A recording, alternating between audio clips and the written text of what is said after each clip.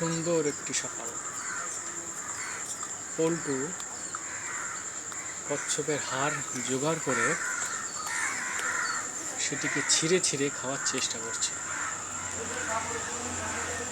দুটি পা দিয়ে চেপে ধরে মুখের সাহায্যে যতটুকু শ্বাস আছে সেটিকে টেনে ছেঁড়ার চেষ্টা করছে। এদিকে ওর মা শিরো খুব খুশ মেজাজে আছে, তার খেলার মুড দেখা যাচ্ছে, কিন্তু পল্টুর তাতে কোনো আগ্রহ নেই। ও যা পেয়েছে তা অন্যদিকে আগ্রহ থাকার কথা নয়। কচ্ছপের একটি চারা।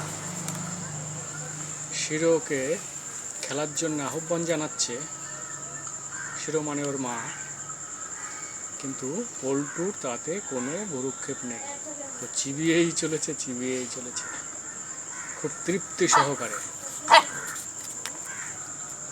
পল্টু এতে বিরক্ত হচ্ছে, তাই মাঝে মাঝে ওর মাকে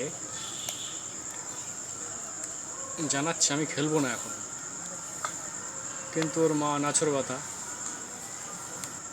পল্টুর সাথে খেলা করতে চাই। কিন্তু পল্টু যা স্বাদ পেয়েছে, এ স্বাদ শুধু পল্টুই একমাত্র জানে। এখন আমরা দেখতে থাকি পল্টু কতক্ষণ ধরে তার তৃপ্তিদায়ক টেস্ট পেয়ে চলতে থাকে।